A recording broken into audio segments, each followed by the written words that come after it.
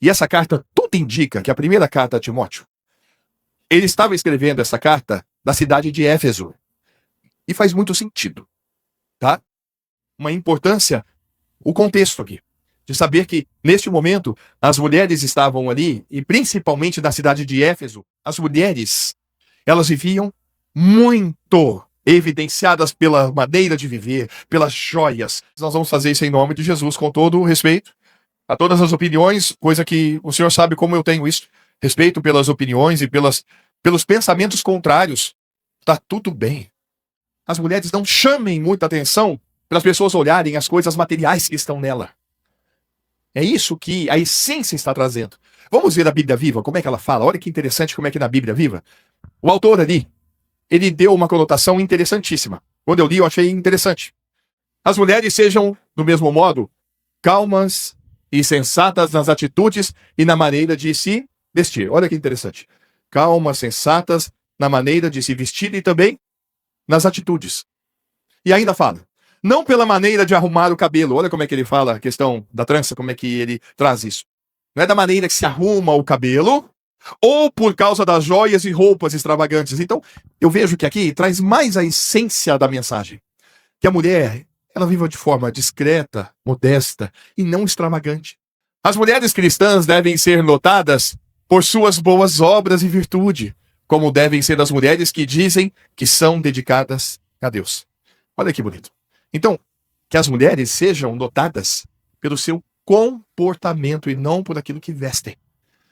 Homens, nós todos agora devemos ser notados não pelas coisas que vestimos, não pelos carros que temos, pelas coisas que temos, mas por aquilo que sai de nós. Por onde meus pés me levam, o que minhas mãos me fazem fazer, o que meus olhos têm prazer de ver. É isto. É isso, a essência do que Deus quer dizer aqui é isto. E cada um aqui deve refletir e meditar sobre isso. Como que eu estou? Como é que está a minha vida, o meu proceder? E como é que está também o meu guarda-roupa, a minha forma de vestir? Eu acho que é importante que a gente tenha sempre um parâmetro correto.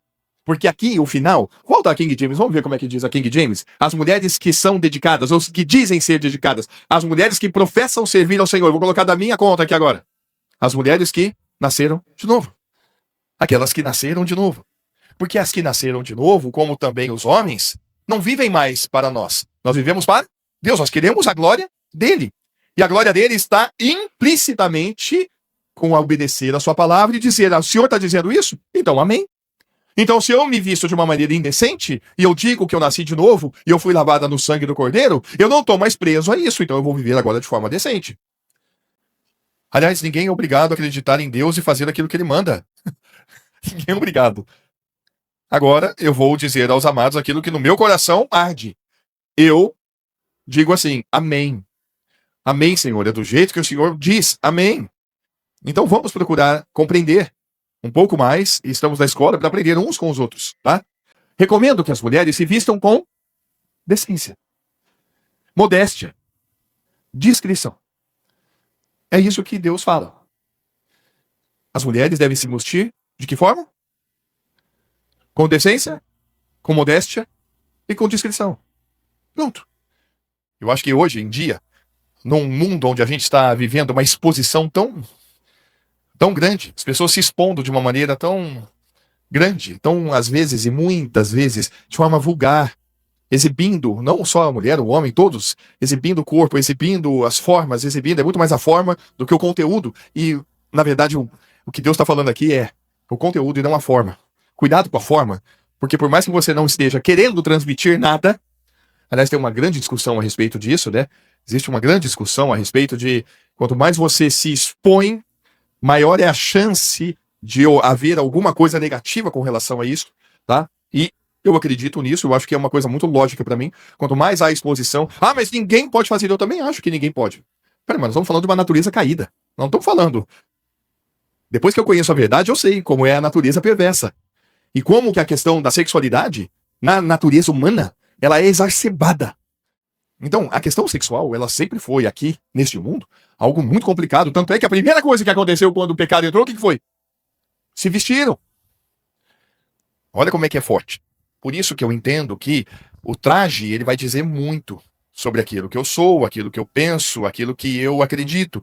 Entendo eu que tem uma relação muito profunda, tanto é que Deus está falando que tem.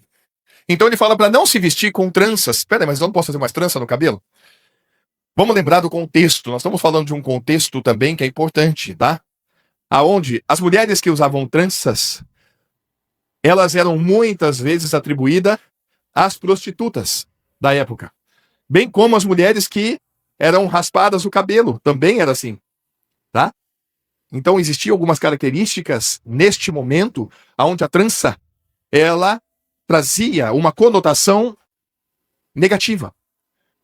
Semelhantemente, ensina as mulheres maduras a serem reverentes quanto ao seu estilo de vida, não caluniadoras, ali tem um termo pesado, né? Não viciada em muito vinho. A outra versão vai falar assim, não dada a muito vinho. Aí eu vou estender isso. É o vinho e as outras bebidas, eu posso beber? A Bíblia fala sobre a bebida forte, bebida misturada. Toma cuidado com todas elas, porque até o vinho é escarnecedor, para quem não sabe beber. Por isso que eu digo assim, ó, amado, melhor não beber. Porque tem muitas pessoas com problema. Ele não fica numa taça. Ele não fica num cálice. A questão é a capacidade que cada um tem aqui de ter sobriedade, porque a Bíblia fala que nós não devemos nos embriagar com vinho em que há contenda. Então ele fala, deixa o vinho de lado, enchei-vos do Espírito. Precisa tomar cuidado, muito cuidado. E aí a gente tem que ter a visão correta da Bíblia sobre aquilo que está escrito e como que eu coloco isso em prática. Para que eu não abuse, ou para que eu deixe de fazer. O equilíbrio é que precisa ser encontrado em tudo que nós vamos fazer. Toma muito cuidado. Porque aquilo que pode ser e é muito bom, prazeroso e sagrado pode se tornar um transtorno, um escândalo e um mau testemunho aqui na Terra. Toma cuidado. Toma cuidado. Não deis lugar ao diabo. Não deis lugar ao diabo. Toma cuidado. Tá? Por isso que a gente tem que ter a graça de Deus a todo instante, temor no coração a todo instante. Temor. Para que a gente possa viver dignamente, conforme o Evangelho de Cristo. Se você não consegue abrir mão de tudo o que você faz, tudo, aí você está preso em alguma coisa. Amado, não fica no gancho, não. Tem gente que entra e fica no gancho em alguma coisa. Tá? E aí, esse ganchinho aqui pode ser inúmeras coisas, não vou enumerar aqui não, mas acho que você já entendeu. Tá? Vou colocar algumas coisas pesadas. No gancho da pornografia, no gancho da bebida, no gancho da, sabe? Da avareza, no gancho de tanta coisa. Não fica no gancho não, cara. Porque é aí que o diabo te coloca o anzol. E deixa você assim, vai puxando, ó. E aí, você não vai vivendo uma plenitude gostosa da graça de Deus, livre de qualquer coisa.